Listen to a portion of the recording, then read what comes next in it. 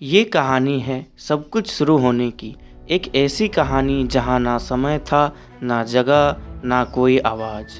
सिर्फ एक गहरा सन्नाटा था, एक खालीपन जिसमें सब कुछ छुपा था।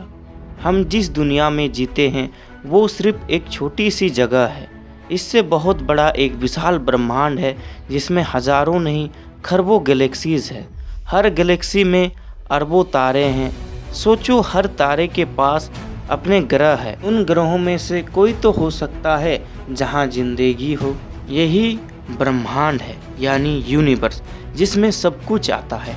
समय, एनर्जी, मैटर और हम खुद भी। हम जब रात के समय तारों को देखते हैं तो असल में हम अपने अतीत को देख रहे होते हैं। हर एक तारा से आने वाली रोशनी हम तक पहुंचने में लाखों करोड़ों साल लगता है। मतलब आप जब एक तारे को देखते हैं तो शायद ही वो अभी तक जिंदा हो। आप उसकी पुरानी रोशनी देख रहे हैं, एक रोशनी जो उसकी याद बनकर आसमान में चमक रही है। पर एक सवाल सदियों से इंसानों के मन में है, ये सब शुरू कैसे हुआ? ये तारे, ये गैलेक्सीज, ये ग्रह, हम सब कहाँ से आए? क्या कोई शुरुआत थी या ये ब्रह्मांड हमेशा से था? साइंस ने इस सवाल का जवाब ढूंढा है और उसे मिला एक विचित्र अद्भुत सच। सब कुछ एक ही पल में शुरू हुआ था, जब सब कुछ एक छोटी सी बिंदु में था और फिर हुआ द बिग बैंग। 13.8 बिलियन साल पहले कुछ भी नहीं था। ना समय, ना जगह, ना प्रकाश, ना हवा। सब कुछ एक छोटी सी बिंदु में था। एक बिंदु जिसमें सब कुछ समाया हुआ था। उस समय ना कोई दिशा थी, ना कोई आवाज़। फिर एक पल में कुछ बदला। उस बिंदु में अचानक विस्फोट किया, एक महाधमाका जिसमें हम आज द बिग बैंग कहते हैं। उस एक पल में ऊर्जा और प्रकाश हर दिशा में फैल गया। स्पेस और टाइम का जन्म हुआ। यही था सब कुछ का आरंभ, जहां से समय ने चलना शुरू किया। शुरुआत के पहले कुछ सेकंड में ही टेम्परेचर लाखों करोड़ों डिग्री तक पहुंच गया था। सब कुछ एक ज्वलन ऊर्जा का समुंदर था। फिर धीरे धीरे ठंडक आई। छोटे पार्टिकल जैसे इलेक्ट्रॉन, प्रोटॉन और न्यूट्रॉन, इन्हीं ने मिलकर एटम बनाए। यही एटम आगे चलकर बने स्टार्स, गैलेक्सी और हम खुद भी। सोचो, हम सब, हमारी धरती, हमारे शरीर का हर एक एटम कभी उसी बिग बैंग का हिस्सा था। हम सब यूनिवर्स को देख नहीं रहे हैं, हम खुद भी यूनिवर्स का हिस्सा है। जब बिग बैंग हुआ था, समय ने गति शुरू की। उसी पल से लेकर आज तक 13.8 बिलियन साल हो चुके हैं और हर सेकंड, हर पल ये यूनिवर्स बढ़ता जा रहा है। हर तरफ गैलेक्सीज दूर जा रहे हैं, स्पेस खुद फैल रहा है और हम इस महाकहानी की छोटी सी दास्तां हैं। एक छोटी सी बिंदु से एक अनंत ब्रह्मांड तक की ये सब कुछ के जन्म की कहानी द बिग बैंग से ही शुरू हुई। बिग बैंग के कुछ लाखों साल बाद यूनिवर्स में सिर्फ अंधेरा था। कोई तारा नहीं, कोई प्रकाश नहीं, सिर्फ ठंडी खाली स्पेस। सब कुछ हाइड्रोजन और हीलियम के धुंधले बादलों में छुपा था। ये बादल धीरे धीरे अपनी ग्रेविटी से एक साथ होने लगे। फिर एक दिन कुछ बदला। एक जगह पर इतनी ऊर्जा इकट्ठी हुई कि अंदर का हाइड्रोजन जल उठा और चमक उठी पहली रोशनी। यही था पहला तारा, यूनिवर्स का पहला दीपक। उस एक तारे के साथ अंधकार का युग खत्म हुआ। यूनिवर्स में पहली बार उजाला छाया। जैसे जैसे नए तारे जलते गए, वे एक साथ जमा होते गए और बन गए गैलेक्सी, जैसे हमारी मिल्की वे गैलेक्सी।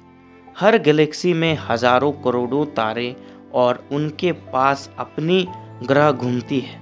यही से शुरू हुई हमारी नई कहानी, ग्रहों की, धूल की और रोशनी की। पर तारे हमेशा नहीं जीते। जब एक तारा अपनी ऊर्जा खत्म करता है तो वो फट कर एक महाधमाका करता है, जिसे हम सुपरनोवा कहते हैं। उस एक धमाके में बहुत नई तादाद बनती है, जैसे कार्बन, ऑक्सीजन, आयरन, जो आगे चलकर ग्रह और जीवन बनाते हैं। मतलब हम सब के शरीर का हर एटम कभी किसी पुराने तारे के अंदर बंधा हुआ था। हम लिटरली स्टारडस्ट हैं, तारों की राख से बने हुए जीवन। गैलेक्सी बढ़ रही थी, तारे चमक रहे थे और यूनिवर्स अपना आकार बदल रहा था। हर एक नए तारे के जन्म के साथ एक नई रोशनी यूनिवर्स के अंधकार को तोड़ रही थी। यही है स्टार्स और गैलेक्सीज की कहानी, जहां से प्रकाश ने पहली बार जन्म लिया और यूनिवर्स एक जिंदा कैनवास बन गया। ब्रह्मांड में जब करोड़ों साल बीत गए, तब एक छोटी सी गैलेक्सी में, जिसे हम मिल्की वे कहते हैं, एक नए तारे का जन्म हुआ, सूर्य। सूर्य के जन्म के बाद उसके आसपास धूल, गैस और छोटे पत्थर घूमने लगे। ये सब मिलकर बादल बनाने लगे। धीरे धीरे ग्रह बनने लगे और हमारी धरती यानी कि पृथ्वी भी बनने लगी। शुरू में धरती एक जलता हुआ गोला था, पिघला पत्थर, आग और लावा का समुंदर। कोई हवा नहीं, कोई पानी नहीं। लाखों साल बाद जब धरती धीरे धीरे ठंडी होने लगी, तो उसकी सतह पर पानी जमने लगा। आसमान में बादल बनी, बिजली चमकी और पानी के अंदर कुछ ऊर्जा में रासायनिक बदलाव होने लगे। इसी समय कुछ ऐसा हुआ जिसे हम आज भी मिराकल कहते हैं। जीवन का पहला बीज उग गया। छोटी छोटी माइक्रोस्कोपिक सेल पानी के अंदर हिलने लगे। वही थी जीवन की पहली अंश, जो आगे चलकर पेड़, मछली, पशु और इंसान बने। ये सब कुछ तारों के तात्बन से बने थे। कार्बन, नाइट्रोजन, ऑक्सीजन, जो कभी किसी पुराने तारे के अंदर जन्मे थे। इसलिए कहा जाता है कि हम तारों के धूल से बने हैं। स्टार्स मरकर भी जिंदा है हमारे अंदर। धरती पर जीवन बदलता गया, पानी से जमीन तक, कीड़े मकोड़े से डायनासोर तक और फिर इंसान तक। हर युग में कुछ ना कुछ बदलता, पर एक बात वही रही। ये सब उसी यूनिवर्स का हिस्सा था जिसका जन्म एक छोटी सी बिंदु से हुआ था। धरती और हम दोनों उसी कहानी के टुकड़े हैं। जब हम रात में तारों को देखते हैं तो असल में अपना अतीत देखते हैं, अपने पहचान को देखते हैं। जिंदगी बस एक कॉस्मिक कहानी है, तारों से शुरू हुई और शायद तारों पर ही खत्म होगी। जब इंसान ने पहली बार आसमान की तरफ देखा तो उसने सिर्फ तारे नहीं देखे, उसने देखा एक राज, एक ऐसी दुनिया जो उसके पहुंच से बाहर थी। प्राचीन समय में लोग सोचते थे कि तारे देवता हैं, चांद एक जादू है, पर धीरे धीरे इंसान समझना शुरू किया कि ये सब भी उसी यूनिवर्स के हिस्सा है जिसका वो खुद एक टुकड़ा है। फिर आई साइंस और इंसान ने आसमान को नापना शुरू किया। गैलीलियो ने टेलीस्कोप से पहली बार जुपिटर के 4 चांद देखे और उस दिन से एक नई यात्रा शुरू हुई, स्पेस एक्सप्लोरेशन की। रॉकेट बना और इंसान ने कहा अब हम सिर्फ तारे नहीं देखेंगे, उन तक पहुंचकर भी देखेंगे। 1957 में दुनिया का पहला आर्टिफिशियल सैटेलाइट लॉन्च हुआ। 1969 में एक सपना सच हुआ जब नील आर्मस्ट्रॉन्ग ने चांद पर पहला कदम रखा। उस पल पूरी इंसानियत ने महसूस किया कि हम कुछ भी कर सकते हैं। तब से लेकर आज तक हम स्पेस को एक्सप्लोर कर रहे हैं। नासा, इसरो, स्पेसएक्स और दुनिया भर के साइंटिस्ट एक नई कहानी लिख रहे हैं। हमने मार्स तक अपने रोबोट्स भेजे, सूर्य तक प्रोब्स भेजे और आज हम सोच रहे हैं कि क्या हम किसी और ग्रह पर भी जी सकते हैं। भारत का भी अपना गौरवशाली सफर है। इसरो ने मंगलयान भेजा, चंद्रयान भेजा और अब गगनयान के जरिए अपने एस्ट्रोनॉट को स्पेस में भेजने की तैयारी कर रहा है। ये सब सिर्फ टेक्नोलॉजी नहीं है, इंसान के सपनों का परिणाम है। हम जब स्पेस में जाते हैं तो हम अपने अंदर झांकते हैं, क्योंकि हम खुद भी ब्रह्मांड के टुकड़े हैं जिसे हम एक्सप्लोर कर रहे हैं। ये सफ़र सिर्फ तारों तक नहीं, ये सफ़र अपनी पहचान तक है। हम सिर्फ धरती के नहीं, पूरे ब्रह्मांड के नागरिक हैं। यूनिवर्स अब भी बढ़ रहा है, हर पल गैलेक्सी एक दूसरे से दूर जा रहे हैं, स्पेस खुद फैल रहा है। ये बढ़ना बिग बैंग से शुरू हुआ था और लगता है अभी तक रुका नहीं। पर सवाल ये है कि क्या ये एक्सपेंशन हमेशा चलेगा या एक दिन सब कुछ रुक जाएगा। कुछ साइंटिस्ट कहते हैं कि शायद एक दिन यूनिवर्स अपनी सीमा तक पहुंचकर वापस लौट जाए और फिर सब कुछ उसी बिंदु में लौट जाए जहां से शुरू हुआ था। वो होगा बिग क्रंच, एक आखिरी शून्य जहां सब कुछ समा जाएगा। पर कुछ थ्योरीज कहती है कि ये एक्सपेंशन कभी नहीं रुकेगा। गैलेक्सीज इतनी दूर चली जाएगी कि एक दिन कुछ भी दिखाई नहीं देगा। रोशनी कम हो जाएगी, तारे मर जाएंगे और यूनिवर्स धीरे धीरे अंधकार में डूब जाएगा।